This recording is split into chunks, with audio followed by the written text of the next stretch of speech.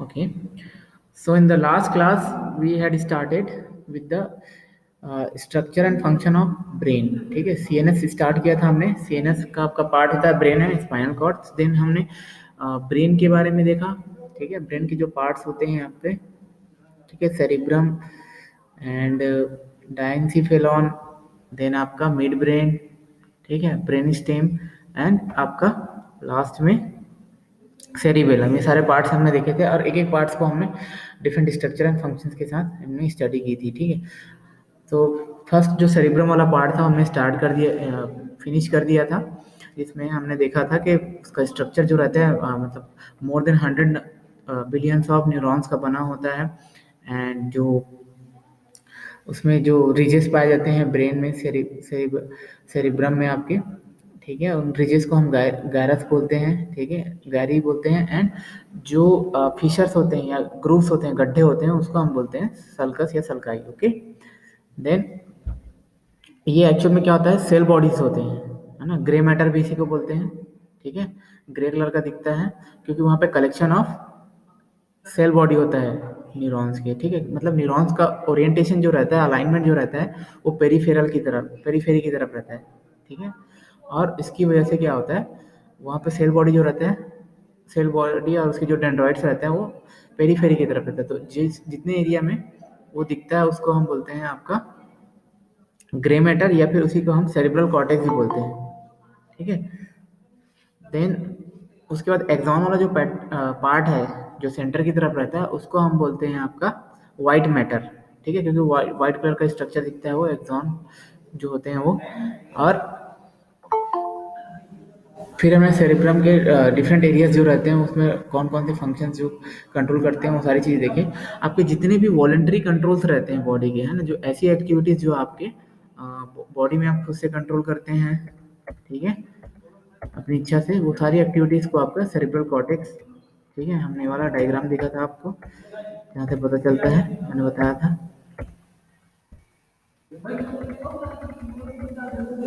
ये वाला. ठीक है, तो ये सेरिब्रल कॉर्टेक्स है. ठीक है, सेरिब्रल कॉर्टेक्स का जो थिकनेस रहता है वो अराउंड 1 to 2 mm रहता है. ठीक है, उतना एरिया में आपके सेरिब्रल कॉर्टेक्स होता है. और देखिए यहाँ पे डायग्राम जो रहता है वो इंडिकेट करता है कि कौन सा एरिया कौन से पार्ट की एक्टिविटी के लिए रिस्पॉन्सिबल रहता है वॉलेंटरी कंट्रोल करने के लिए. जैसे स्वेलिंग, आपको किसी चीज़ को निकलना है तो ये वाला एरिया है. देन टंग का मूवमेंट को आपको ये वाला एरिया, यहाँ के एरिया के जो न्यूरॉन्स रहते हैं वो कंट्रोल करते हैं. फेस की जो एक्टिविटी, फेस जो मसल्स हैं, नेक, आईब्रो, ये सारे, है ना, जो दिया है आपको, वो आपका कंट्रोल करते हैं. ठीक है, अब हमने सेरिब्रम में देखा था कि सेरिब्रम जो है वो 2 पार्ट में डिवाइडेड रहता है.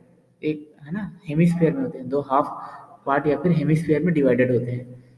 करेक्ट. और आपका लेफ्ट वाला जो पार्ट है हेमिस्फीयर, वो राइट बॉडी के राइट वाले हिस्से को कंट्रोल करता है. ठीक है, हाफ आपके बॉडी के हाफ, मतलब हाफ लेग, है ना, एक हैंड, एक लेग. ठीक है, और आपके बॉडी के पूरा हाफ एरिया को लेफ्ट साइड वाला पार्ट कंट्रोल करता है. लेफ्ट हेमिस्फीयर राइट बॉडी के राइट पार्ट की एक्टिविटीज को कंट्रोल करता है, और राइट वाला जो रहता है वो लेफ्ट वाले की, मतलब वाइस वर्सा. ये चीजें हमने देखी थी. ठीक है,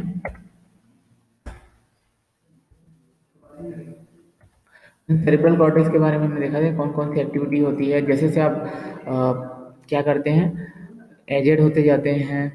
ठीक है, और थिंकिंग एबिलिटी आपकी बढ़ती जाती है, तो आपके गायरस जो है वो बढ़ते थे, क्योंकि न्यूरॉन्स जो रहती है उनकी डेंसिटी भी वहाँ पे बढ़ती है. तो थिंकिंग एबिलिटी जो है, स्किल्स जो है, वो सारी चीज़ें जो है डेवलप होती है. देन सेकेंड पार्ट है आपका डायंसिफेलॉन. डायंसिफेलॉन जो है आपका पार्ट ऑफ फोर ब्रेन. ठीक है, तो it contains dozens of nuclei of grey matter. ठीक है, मतलब डजन्स ऑफ न्यूक्लियाई. न्यूक्लियाई मतलब समझ रहे हैं, कलेक्शन ऑफ सेल बॉडीज को हम न्यूक्लियाई बोलते हैं आपके सीएनएस में. ठीक है, यही चीज़ हम पीएनएस में रहता है, उसको क्या बोलते हैं, हम गैंग्लियन बोलते हैं.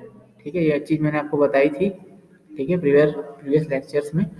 एंड थैलेमस, इसके 3 पार्ट्स हैं यहाँ पे, थैलेमस, हाइपोथैलेमस एंड एपिथैलेमस, जिसको हम पिनियल ग्लैंड भी बोलते हैं. ठीक है,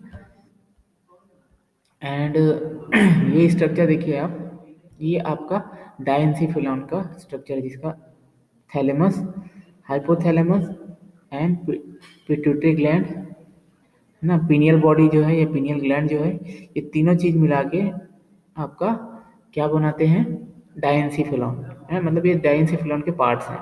उसके जस्ट नीचे पॉन्स, मेडुला ऑब्लंगेटा, ठीक है। ये सारी चीजें आती हैं जो आपके मिड ब्रेन का पार्ट है, ठीक है, ब्रेन स्टेम का पार्ट है। देन थैलेमस जो है आपका क्या होता है, एक एग शेप्ड मीन्स, है ना, एग शेप्ड का स्ट्रक्चर होता है, ठीक है, एकदम सेंटर में होता है, ठीक है, जहाँ से आपका स्पाइनल कॉर्ड अंदर गया रहता है। क्योंकि देखिए ये सारे स्ट्रक्चर स्पाइनल कॉर्ड से होते हुए ऊपर में एक साथ अटैच्ड होते हैं, दिख रहा है आपको। तो two large lobes of grey matter over a dozen of nuclei, है ना। Two large lobes of grey matter जो दिख रहा है आपको, ठीक है, उसके क्या होते हैं, वो टू लार्ज लोब्स होते हैं, ठीक है। एंड इसमें लगभग 1 डजन से ज़्यादा न्यूक्लियाई पाए जाते हैं। न्यूक्लियाई मतलब समझ रहे हैं, गुच्छे होते हैं आपके सेल बॉडीज के, है ना। जो न्यूरॉन्स होते हैं उनके सेल बॉडीज के गुच्छे होते हैं। And laterally enclose the third ventricle, ठीक है। और ये वेंट्रिकल्स क्या होते हैं, वेंट्रिकल्स जो होते हैं आपके स्पेस होते हैं, खाली जगह होती है जिसके अंदर आपका सेरेब्रो स्पाइनल फ्लूइड मतलब सीएसएफ भरा होता है। इसके बारे में हम और डिटेल में देखेंगे। तो वेंट्रिकल्स 4 होते हैं, first, second, third and fourth, है ना। ये सारी चीजें हम देखेंगे। तो ये आपका जस्ट वेंट्रिकल के ऊपर रहता है, ये देखिए आपको दिख रहा है थैलेमस ये है, और आपका ये हाइपोथैलेमस उसके जस्ट नीचे, ठीक है। और ये देखिए थर्ड वेंट्रिकल एक स्पेस होता है जस्ट इसके नीचे होता है, okay. So gateway to cerebral cortex, every part of brain that communicates with cerebral cortex relays signal through a nucleus in the thalamus। अब देखिए सेरेब्रल कॉर्टेक्स को जो भी मैसेज जब जाता है बॉडी से, है ना, कोई भी मैसेज जब जाता है तो वो मैसेज जो है वो आपका रिले स्टेशन का, मतलब ये आपका हाइपो थैलेमस जो पार्ट है वहाँ से होकर गुजरता है, मतलब वहाँ पे थोड़ा सा रुकता है सिग्नल, वहाँ पे बस उसका इंटीग्रेशन होता है, चेक होता है वो सिग्नल, उसके बाद वो आपके सेरेब्रल उसमें जाता है, कॉर्टेक्स में जाता है। मतलब एक रिले स्टेशन का काम करता है ये, through a nucleus in the thalamus, ठीक है। तो यहाँ पे देखिए डजन्स ऑफ न्यूक्लियाई हैं, वो क्या करते हैं उस इंफॉर्मेशन को इंटरप्रेट करने का काम करते हैं, ठीक है। एंड देखिए ये कैसे जाते हैं आपके बॉडी के पेरिफेरल पार्ट से, है ना, स्पाइनल पेरिफेरल जो न्यूरॉन्स हैं उससे पहले स्पाइनल कॉर्ड में जाता है, स्पाइनल कॉर्ड से फिर वो आपका मेडुला ऑब्लंगेटा, पोन्स, इस सब को होते हुए आपके हाइपोथैलेमस में जाता है, थैलेमस में जाता है फिर, ओके। तो इस तरह से थैलेमस जो है आपका रिले स्टेशन का काम करते हैं। कुछ एग्जांपल्स हैं जैसे कि आपका nucleus for info from retina, है ना। रेटिना मतलब आँख से आप जो भी दिखते हैं, जो भी हमको व्यू मिलता है, विजिबल व्यू, है ना, वो सब उसका रिले स्टेशन यहीं पे होता है। ईयर्स के लिए भी यहीं पे होता है, ठीक है। ये सब सुनना और समझने का जो भी सेंसेशंस होते हैं, इसको इंटरप्रेट करने का काम यहीं पे होता है, ठीक है। Processing editing occurs also in the thalamus, उसको प्रोसेस करना है और एडिट करना है, मतलब पूरा देखिए प्रोसेस और एडिटिंग मतलब इंटरप्रिटेशन ही है, ठीक है। ये काम आपका थैलेमस में होता है इन्फॉर्मेशन का, ठीक है। टर्मिनोलॉजीज जो है वो आपको समझनी पड़ेंगी, है ना, क्योंकि ये सब्जेक्ट ही ऐसा है आपका जिसमें बहुत सारी टर्मिनोलॉजी जो होती हैं थोड़ी सी अलग होती है, जिसका मतलब आपको समझना होगा। मैं जितने भी बेसिक टर्मिनोलॉजीज हैं उसका मतलब आपको बताते चलता हूँ। तो आप एक काम कीजिए, ऑलवेज आप एक नोटबुक और पेन लेके रखिए अपने साथ, उसको नोट कर लीजिए, जो भी मीनिंग्स उसको मैं एक्सप्लेन करता हूँ उसको अपने शब्दों में, ठीक है, ताकि आपको याद रहे, ठीक है। अगर सारी चीज़ों के मीनिंग्स आपको पता रहेंगे तो आपको कॉन्सेप्ट जो है बहुत इजीली समझ में आएगा, अच्छे से समझ में आएगा, okay. Then hypothalamus is the next part of diencephalon.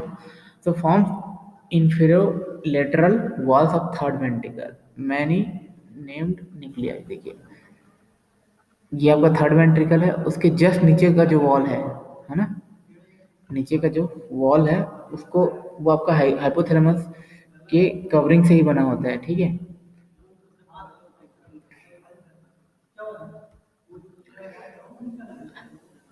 अब देखिए हाइपोथैलेमस का लोकेशन हम देखते हैं अगर, ठीक है, तो hypothalamus is between optic chiasma to and including mammillary bodies. अब देखिए ऑप्टिक चिएस्मा क्या है। ऑप्टिक चिज्मा जो होता है, देखिए आपके दोनों आंखें जो होती हैं, ठीक है, वहाँ से जो भी विजुअल सेंस जो आता है, विजिबिलिटी का जो भी मैसेज जो जाता है ना, वो आपका आता है और लेफ्ट का राइट में जाता है, राइट का लेफ्ट में जाता है, मतलब दोनों क्रॉस करते हैं। यहाँ पे आपको दिख रहा है ये वाला पोर्शन, ठीक है। तो यहाँ जहाँ पे क्रॉस करते हैं आपके ऑप्टिक नर्व्स जो हैं, है ना, ऑप्टिक नर्व्स मतलब आपका जो आई से रिलेटेड जो इन्फॉर्मेशन को लेके जाने वाले जो न्यूरॉन्स होते हैं, उनको हम बोलते हैं ऑप्टिक नर्व्स। वो न्यूरॉन्स का आपस में क्या होता है, क्रॉस सेक्शन बनता है, मतलब क्रॉस होता है, इसको हम बोलते हैं ऑप्टिक चिएस्मा। और ये ऑप्टिक चिएस्मा जो है जस्ट आपके ऑप्टिक चिएस्मा और मैमिलरी जो बॉडीज होती हैं उनके जस्ट बीच में होता है आपका ये हाइपोथैलेमस, मतलब उसी पोजीशन पे होता है ये, ठीक है। यहाँ पे डायग्राम में दिख रहा है सारे स्ट्रक्चर जो हैं उसको बताया गया है यहाँ पे, ठीक है। Pons, medulla, cerebrum, spinal cord, ये सारी चीज़ें आपको, ठीक है। तो डायग्राम को आप लोग बाद में पॉज करके या रिमाइंड करके देख सकते हैं बेटर अंडरस्टैंडिंग के लिए, ठीक है। Then cranial nerves. देखिए क्रेनियल नर्व्स क्या हैं, जैसे कि मैंने आपको बताया था कि ब्रेन और स्पाइनल कॉर्ड से बहुत सारे ब्रांचेस निकलते हैं नर्व्स के, ठीक है। तो ब्रेन से निकलने वाले जो नर्व्स हैं, ब्रांचेज हैं, उनको हम बोलते हैं क्रेनियल नर्व्स, ठीक है। So identify as many as you can when looking the more, मतलब आप जो नर्व्स, जो ये जो 12 पेयर्स होते हैं क्रेनियल नर्व्स के, ठीक है, वो जो नर्व्स हैं वो उन वो क्या है, आपके पीएनएस का ही पार्ट है ना, पेरिफेरल नर्वस सिस्टम का, ठीक है। और आपके कहाँ से निकलते हैं, आपके ब्रेन से निकलते हैं, ठीक है। इनकी जो एक्टिविटी रहती है वो वॉलेंट्री नहीं होती है, मतलब आप इसको वॉलेंट्री कंट्रोल नहीं कर सकते, ठीक है, इनवॉलेंट्री होती है, ठीक है। तो ये नर्व्स जो हैं आपके कहाँ कहाँ से निकलते हैं, ठीक है, पूरा 12 पेयर्स होते हैं। जैसे कि पहला है आपका ऑल फैक्ट्री, जो आपको सामने दिख रहे हैं, यहाँ पे दिख रहा है जो, है ना, ऑल फैक्ट्री है। उसके बाद सेकंड होता है आपका ऑप्टिक नर्व, जो ऑप्टिक चिज्मा का पार्ट है, ठीक है। और सारे नर्व्स जो रहते हैं पेयर्स में होते हैं, याद रखिए, लेफ्ट का राइट में, राइट का लेफ्ट, मतलब अब आपका पूरा बॉडी जो है ना इक्वल हाफ में डिवाइड होता है ना, हाफ पार्ट में, दो हाफ पार्ट में। और दोनों की एक्टिविटी को कलर कंट्रोल करने के लिए ब्रेन के दो हाफ पार्ट्स जो रहते हैं वो क्या होते हैं, रिस्पॉन्सिबल रहते हैं। लेफ्ट साइड का जो है, राइट साइड का जो ब्रेन है हाफ वाला, वो कंट्रोल करता है, और जस्ट वाइस वर्सा, उल्टा। समझ में आ रही है बात। तो ये जितने भी आपके नर्व्स हैं, ये क्या है, आपके पेयर्स में होते हैं, ठीक है। जैसे आंखें आपकी पेयर्स में हैं, ठीक है, और आपकी ईयर्स भी पेयर्स में होते हैं। तो ऐसे इनसे जो इन्फॉर्मेशन जो आती है पेयर्स में आते हैं, और लेफ्ट का राइट, राइट का लेफ्ट साइड में जाता है, ठीक है। थर्ड है आपका oculomotor, trochlear nerves, trigeminal nerves, abducens nerve, है ना, and facial nerves, vestibulocochlear nerve जो आपके ईयर में गया होता है, ठीक है, ईयर का नर्व्स है, and glossopharyngeal nerve, vagus nerve, and accessory nerve, and hypoglossal nerve. ये देखिए 12 जो पेयर्स हैं या नंबर्स हैं, इसको आपको name wise and chronological order में आपको याद रखना पड़ता है। बहुत इंपॉर्टेंट चीज़ है, बहुत इंपॉर्टेंट है एग्जाम पॉइंट ऑफ व्यू से, है ना। बहुत सारे एग्जाम्स में ये पूछा जाता है कि कौन से नंबर का नर्व कौन से एक्टिविटी को कंट्रोल करता है। तो इसके लिए ट्रिक्स भी हैं, मैं आपको बताऊंगा, ठीक है, याद करने के लिए। और आपको थोड़ा सा इन चीज़ों को रिपीट करना पड़ेगा, क्योंकि you have to get habitual of pronouncing this name, है ना। आपको क्या है, आदत डालनी पड़ेगी प्रोनाउंस करने का, तभी आप इजीली इसको प्रोनाउंस कर पाएंगे, ठीक है। हाइपोथैलेमस जो रहता है, थैलेमस के नीचे होता है, मेन विसरल कंट्रोल सेंटर है। विसरल कंट्रोल सेंटर मतलब ऑटोनॉमिक नर्वस सिस्टम जो होते हैं, पेरिफेरल मोटर न्यूरॉन्स जो रहते हैं, जो आपके smooth muscle and cardiac muscles and gland से जो सिक्रेशन जो रहते हैं उसको कंट्रोल करने वाले जो न्यूरॉन्स हैं पेरिफेरल, ठीक है, उसकी एक्टिविटी को कंट्रोल करते हैं आपके हाइपोथैलेमस। हार्ट रेट हो गया, जैसे कि आपका ब्लड प्रेशर हो गया, गैस्ट्रोइंटेस्टाइनल ट्रैक्ट जो है, स्वेटिंग हो गया, है ना, सलाइवरी ग्लैंड मतलब सलाइवा का सिक्रेशन, ये सब क्या है आपके ऑटोनॉमिक नर्वस सिस्टम का ही पार्ट है। So emotion responses, pleasure, rage, sex drives, fear, ये सारी इमोशंस को भी कंट्रोल करते हैं ये, ठीक है। ये क्या है, फंक्शंस हैं आपके हाइपोथैलेमस के। हमको हर पार्ट के फंक्शंस पता होना चाहिए ब्रेन के, ठीक है। हर ब्रेन का जितना भी पार्ट है वो कोई ना कोई एक्टिविटी के लिए रिस्पॉन्सिबल रहता है कंट्रोल करने के लिए। बॉडी टेम्परेचर और हंगर, थर्स्ट सेंसेशन को भी कंट्रोल करता है। बहुत इंपॉर्टेंट चीज़ है, देखिए आपको जब फीवर होता है, ठीक है, वो क्यों होता है, क्योंकि आपके बॉडी का टेम्परेचर बढ़ जाता है, और कौन बढ़ाता है, हाइपोथैलेमस ही बढ़ाता है। जैसे कि आपके बॉडी में कोई पैरासाइट आया है ना, बैक्टीरिया वायरस जैसे भी आता है, तो उसको किल करने के लिए हाइपोथैलेमस जो है आपके बॉडी का क्या बढ़ाता है, टेम्परेचर बढ़ाता है, क्योंकि टेम्परेचर बढ़ेगा तो ऑटोमेटिक किल हो जाते हैं। इसी कारण आपको फीवर आ जाता है। समझ में आ रही है बात। तो आपके बॉडी का जो टेम्परेचर है उसको कंट्रोल करने वाला सिस्टम कौन है, आपका हाइपोथैलेमस है। बहुत इंपॉर्टेंट पॉइंट है, always remember, okay. And some behaviours, कुछ बिहेवियर्स को भी कंट्रोल करता है। Regulation of sleep wake centre, cardiac circadian rhythm, receives info from light dark cycle from optic nerve. अब देखिए स्लीप एंड वेक सेंटर जो है ना, स्लीपिंग साइकिल जो है आपका, सोना उठना जागना, है ना, मतलब कॉन्शियस और सबकॉन्शियस स्टेट में रहना, मतलब इसको एक सर्काडियन रिदम बोलते हैं। मतलब सोने और उठने का, जागने का एक साइकिल रहता है जिसको हम बोलते हैं सर्काडियन रिदम, ठीक है। ये आपके जैसे आपको डार्क प्लेस में लेके जाते हैं, है ना, तो आपको नींद आने लग जाती है। लाइट में रहते तो आप सो नहीं पाते। तो वैसे एक साइकिल रहता है, दिन जैसे ढलता है लाइट कम होता है, तो डार्कनेस आती है, आपको नींद आना स्टार्ट हो जाती है, ठीक है। तो ये मैसेज जो है आपका, ये जो लाइट का जो मैसेज है आपका ऑप्टिक नर्व लेके जाता है आपके हाइपोथैलेमस में, और उसको रीड करके फिर आपको ऐसी फीलिंग आती है, ठीक है। और बहुत सारे फैक्टर्स हैं सर्काडियन रिदम को रेगुलेट करने के लिए, ठीक है। Then control of endocrine system through pituitary gland.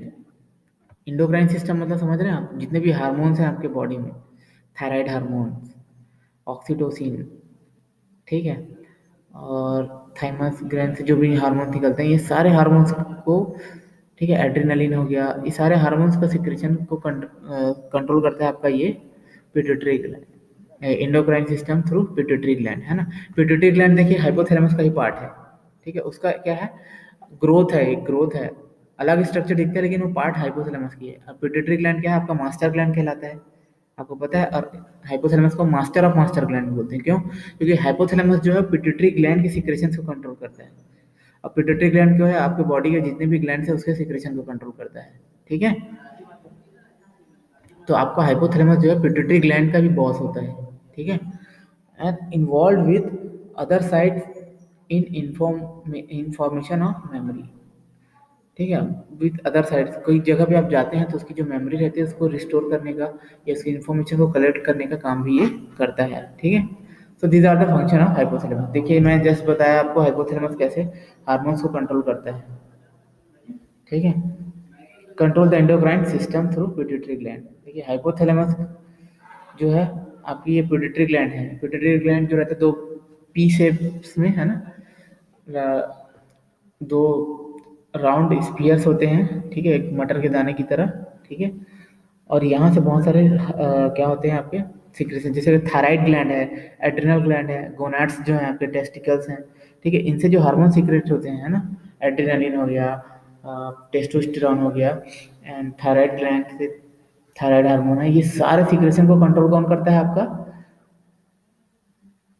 Pituitary gland, है ना। और हाइपोथैलेमस के वो के सिक्रेशन को कौन कंट्रोल करता है, आपके पिट्यूटरी ग्लैंड के सिक्रेशन को कंट्रोल करता है आपका हाइपोथैलेमस, ठीक है।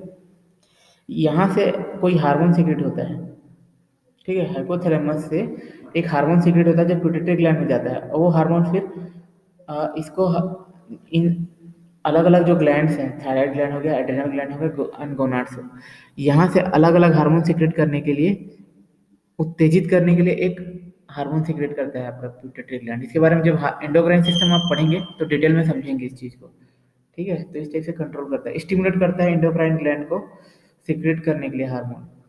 Stimulate the anterior pituitary gland to secrete hormone that secrete, जो स्टिमुलेट करता है आपको अदर एंडोक्राइन, तो ये इस तरह से एक साइक्लिक प्रोसेस है और कंट्रोल करता है उसको, ठीक है। देन एपिथैलेमस, या फिर इसको आप पिनियल बॉडी भी बोलते हैं। So third and most dorsal part of encephalon, ठीक है। So part of roof of third ventricle, है ना, ये थर्ड वेंट्रिकल जो होता है उसके रूफ का पार्ट होता है ये। एंड पिनियल ग्लैंड और बॉडी जो है आपका प्रोड्यूसेस मेलाटोनिन, क्या प्रोड्यूस करता है ये? Melatonin, signalling night time sleep, ठीक है। तो देखिए यहाँ से एक मेलाटोनिन नाम का एक हार्मोन या न्यूरोट्रांसमीटर समझिए, मेलाटोनिन एक हार्मोन है, वो सीक्रेट होता है, और यही हार्मोन जो है आपके स्लीप साइकिल को मेंटेन करता है, मतलब आपको नींद आती है इसी हार्मोन्स की वजह से, ठीक है। So also a tiny group of nuclei, ये टाइनी ग्रुप ऑफ न्यूक्लियाई होता है इसमें, ठीक है। न्यूक्लियाई मतलब समझ रहे हैं ना, कलेक्शन ऑफ न्यूरॉन्स, न्यूरॉन की cell body, sorry, okay. The next part is your brainstem. Next part is your brainstem. So rigidly programmed automatic behavior necessary for survival. Passage way for fiber tract running between cerebrum and spinal cord. So brainstem क्या है आपका? ये एक rigidly programmed automatic behavior है.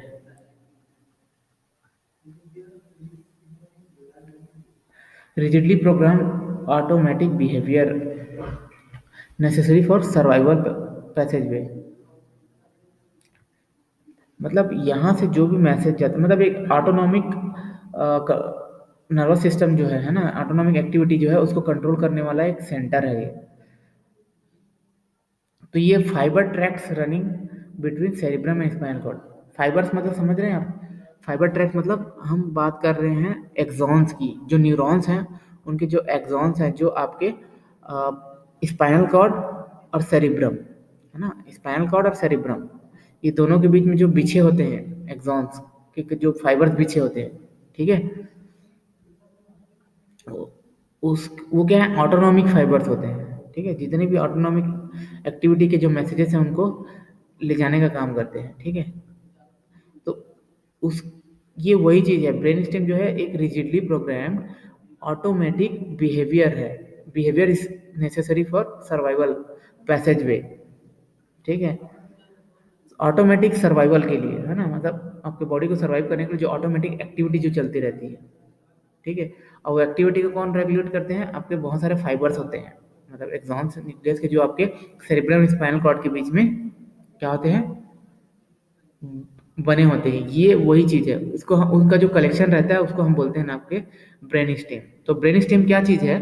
आपके बहुत सारे autonomic fibres के जो ट्रैक्ट होते हैं, ठीक है, जो आपके बॉडी के बहुत सारे ऑटोनॉमिक एक्टिविटी को कंट्रोल करते हैं। और ये फाइबर जो है आपके कहाँ पे पीछे होते हैं? आपके सेरिब्रल हेमिस्फीयर, मतलब सेरिब्रम और आपके स्पाइनल कॉर्ड के बीच में, ठीक है। याद रखिए इस चीज को, ये इन्हीं कनेक्ट फाइबर्स का जो कलेक्शन है उसको हम बोलते हैं आपका ब्रेन स्टेम। ये जो दिख रहा है आपको, ठीक है, ये तीनों midbrain, pons and medulla oblongata, ये तीनों को मिला के हम बोलते हैं ब्रेन स्टेम, ठीक है। तो इसमें तीन पार्ट होते हैं आपके ब्रेन स्टेम।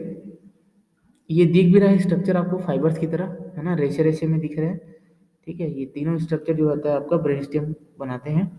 तीन पार्ट होते हैं, midbrain, pons and medulla oblongata. देखिए आपका,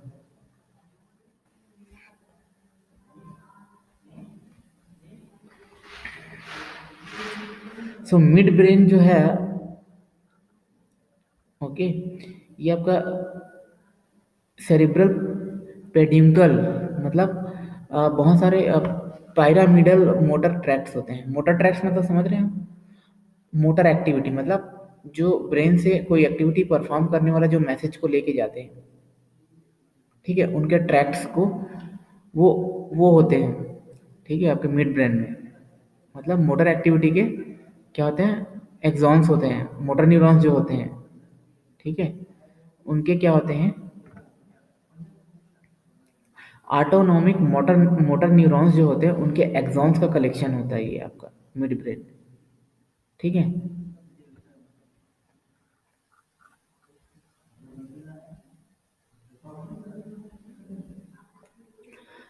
और इसमें आपका क्या होता है, जो विजुअल रिफ्लेक्स है, विजुअल रिफ्लेक्स मतलब आप जो देखते हैं और आप जो सुनते हैं, अचानक से घबरा जाते हैं, फिर सडनली आप कोई देखते हैं चौंक जाते हैं, अचानक से कुछ सुनते हैं तो चौंक जाते हैं, ये क्या है, आपका विजुअल रिफ्लेक्स है, आप सडन से एक्शन लेते हैं।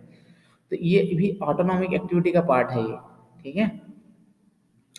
और ये एक्टिविटी जो है आपका, वो भी यही वाला पार्ट जो है आपका कंट्रोल करता है मिड ब्रेन, ओके।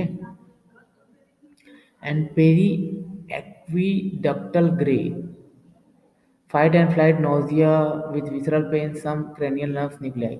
तो देखिए फाइट एंड फ्लाइट वाला जो कंडीशन होता है, जैसे कि आप कोई देख के क्या करते हैं, थोड़ा सा शॉक्ड हो जाते हैं, हट जाते हैं, सुन के एकदम डर जाते हैं, ये क्या है, आपका फाइट एंड फ्लाइट एक्टिविटी है, इमरजेंसी का कंडीशन, ठीक है। एंड विसरल पेन मतलब अंदर से जो आपको इंटरनल ऑर्गन्स का जो पेन होता है, नोजिया की जो फीलिंग्स होती है ना, मतलब नोजिया मतलब आपको वोमिटिंग का जो फीलिंग आता है, उल्टी वाली भी जो फीलिंग, इसको हम बोलते हैं नोजिया, ठीक है।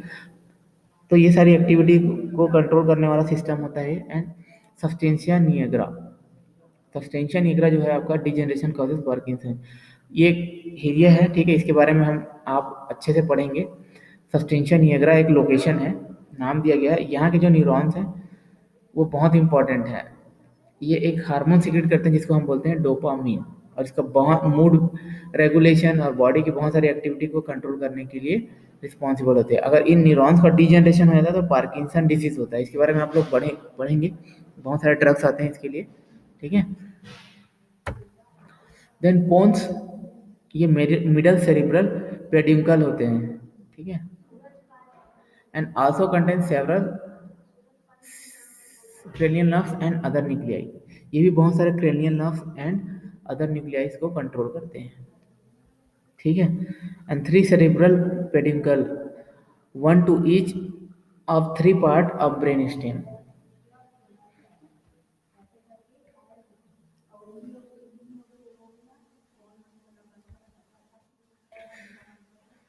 And last is your medulla oblongata.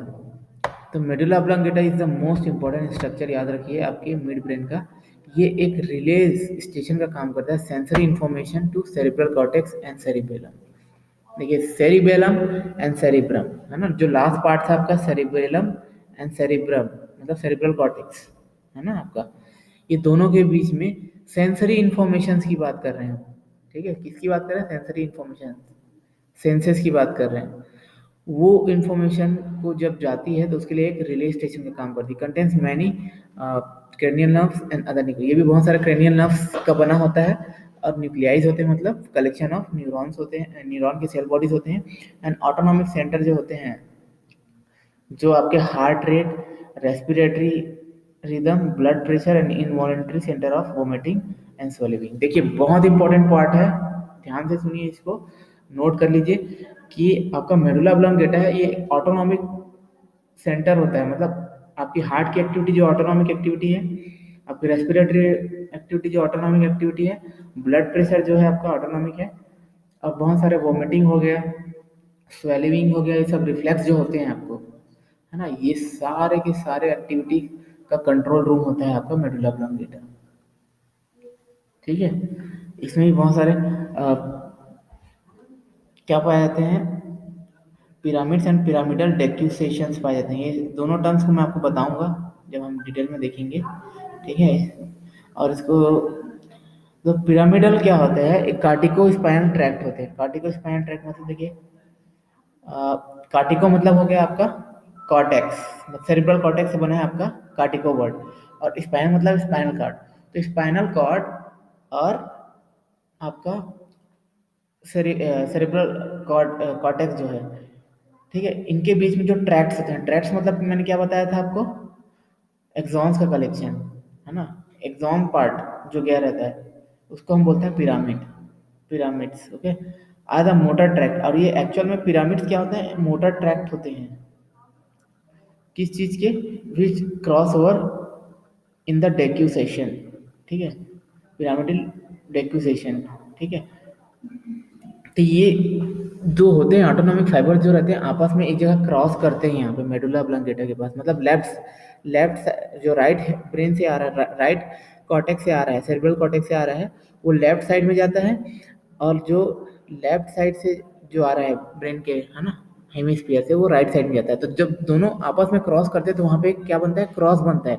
इसी क्रॉस को हम बोलते हैं डेक्यूसेशन या फिर पिरामिडल डेक्यूसेशन बोलते हैं। जैसे कि मैंने ऑप्टिक चिज्मा के बारे में बताया था आपको, वही चीज़ है यहाँ पे, इसको डेक्यूसेशन बोला जाता है यहाँ पे, ठीक है। So they are named pyramids because they supposedly look like them, ये पिरामिड्स की तरह दिखते हैं। इसका स्ट्रक्चर का देखा जाए इसी कारण इसको पिरामिड्स बोलते हैं। And also they originate from pyramidal neurons in the motor cortex. So the tracts have the name of origin first. Therefore, corticospinal tells you that go to cortex. ठीक है, तो कार्टिकोस्पाइनल वर्ड समझ में आया क्या होते हैं ये, क्यों बोला जाता है? ट्रैक्ट्स जो रहते हैं, ठीक है, और पिरामिड शेप में दिखते हैं, और कार्टिकोस्पाइनल बोला जाता है क्योंकि ये स्पाइनल कॉर्ड, ये आपका सेरेब्रल कॉर्टेक्स और स्पाइनल कॉर्ड के बीच में जो कनेक्टिंग न्यूरॉन्स रहते हैं उनके ट्रैक्ट्स होते हैं, इसी कारण इसको कार्टिकोस्पाइनल ट्रैक्ट्स बोला जाता है। ठीक है, क्लियर है आपको?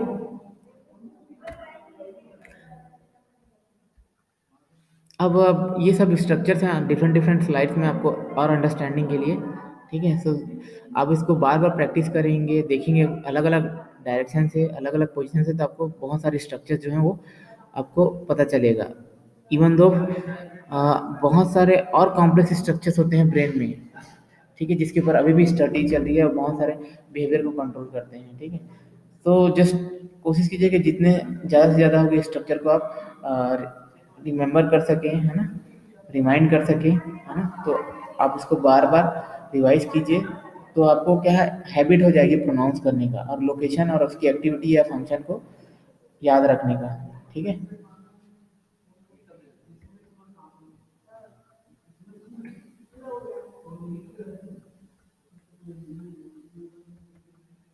Then last is your cerebellum. Cerebellum क्या है? फोर्थ पार्ट है आपका ब्रेन का, ठीक है। तो ये two major hemisphere, three lobes each, ठीक है। ये भी आपका ब्रेन जो होता है ना, बैक में होता है, ऑक्सीपिटल लोब में होता है, इसका लोकेशन हमने देखा था, ठीक है, बिल्कुल। आपका जो मिड ब्रेन होता है उसके पीछे रहता है, अटैच रहता है उससे, ठीक है। और ये भी आपका दो पार्ट में डिवाइड रहता है, हाफ में, ठीक है। Two major hemisphere, three lobes is anterior and posterior and flocculonodular, ये तीन पार्ट में क्या होता है, डिवाइडेड रहता है आपका। Vermis midline lobes connecting hemisphere, ठीक है। सो जैसे आपका सेरिब्रम होता है लेफ्ट एंड राइट हाफ में, वैसे ये भी दो पार्ट में डिवाइडेड रहता है, ठीक है। और बीच में एक फीचर होता है, और उस फीचर को या फिर या मिड लाइन जो रहता है उसको हम बोलते हैं वर्मीज, ठीक है। Mid line lobe connecting the hemisphere, जो दोनों हेमिस्फीयर को कनेक्ट करके रखता है, ठीक है। And separated from brain stem by fourth ventricle. अब यहाँ पे देखिए फोर्थ वेंट्रिकल होता है दोनों के बीच में, आपका जो मिड ब्रेन है और सेरिबेलम के बीच में, ठीक है। वेंट्रिकल मतलब एक खाली स्पेस, जगह जहाँ पे न्यूक्लियाई नहीं होते हैं, मतलब जहाँ पे न्यूरॉन्स नहीं होते, वहाँ पे क्या होते हैं, सिर्फ हॉलो स्पेस होता है, उसको हम बोलते हैं वेंट्रिकल्स, ठीक है। And outer cortex of grey, inner branching white matter called arbor vitae, ठीक है। So outer cortex of grey, grey matter मतलब कलेक्शन ऑफ, क्या होता है ये, न्यूरॉन्स का cell body, and white matter मतलब कलेक्शन ऑफ न्यूरॉन्स होता है। तो आउटर में, इसके भी आउटर साइड में आपका ग्रे मैटर होता है, ठीक है। एंड इनर ब्रांचिंग जो रहता है वाइट मैटर से मिला होता है, जिसको हम आर्बर वीटे बोलते हैं, ठीक है। दिख रहा है आपको ये स्ट्रक्चर, यहाँ पे देखिए समझ में आएगा, ये वाले स्ट्रक्चर में यहाँ पे देखिए पेरीफेरल जो है, ठीक है, पेरीफेरी जो दिख रहा है आपको, वो क्या है आपका, ग्रे टाइप का पार्ट दिख रहा है थोड़ा सा डार्क, और सेंटर में क्या दिख रहा है आपका, व्हाइट वाला पोर्शन दिख रहा है। तो ये व्हाइट मैटर किसका है आपका, व्हाइट मैटर आपके किससे बने होते हैं, कलेक्शन ऑफ एक्सॉन्स, ठीक है। एंड ग्रे मैटर किससे बना होता है आपका, कलेक्शन ऑफ न्यूक्लियाई या फिर सेल बॉडी, ओके। तो फंक्शंस क्या है आपके सेरिबेलम के, जो सेरिबेलम का सबसे इम्पोर्टेंट फंक्शन है, smooth coordinates and fine tunes bodily movement. देखिए आपका बॉडी का जितना फाइन मूवमेंट्स है, जब आप कोई सकरी जगह पे जब चलते हैं जहाँ पे केयरफुली चलना रहता है, या फिर आप डांस करते हैं, जो स्मूथ या फाइन मूवमेंट जो आप करते हैं, तो उसमें आपके बॉडी के पूरे मसल्स को कोऑर्डिनेट करने का जो काम रहता है, बैलेंस बनाने का जो काम रहता है, वो आपका यही करता है सेरिबेलम। ठीक है। Health to maintain body posture, body का जो पोस्चर है, पोजीशन है, उसको मेंटेन करने में, बैलेंस बनाने में भी हेल्प करता है। एंड इक्विलिब्रियम, इक्विलिब्रियम का मतलब है बैलेंस। ठीक है। इक्विलिब्रियम मतलब होता है आपके हाइड्रोलिक जो फ्लूइड्स होते हैं, है ना, आपके ईयर्स में, हम जब ईयर में पढ़ेंगे सेंस ऑर्गन तो आपको पता चलेगा उसके बारे में, उसका कनेक्शन होता है आपके सेरिबेलम से। तो ये मेंटेन इक्विलिब्रियम, बैलेंस बनाने का कोशिश करता है। तो क्या करता है ये, हेल्प करता है, जिसकी वजह से आपकी कॉन्शियसनेस जो है, आपकी होश हवास, या आपकी जो अ, अ, सचेत जो दशा है वो क्या होती है, बरकरार रहती है। ठीक है। हाउ, कैसे, so gets information from from cerebrum and movements being planned, gets information from inner ear and equilibrium, and gets information from proprioceptor sensory receptors informing where parts of body actually are। ठीक है। तो ये balance कैसे बनाता है, इस चीज को याद रखिए। आपके जो सेरिब्रम जो होता है, ठीक है, उससे मैसेज लेता है कि आपको कैसा मूवमेंट करना है बैलेंस बनाने के लिए, पहला चीज।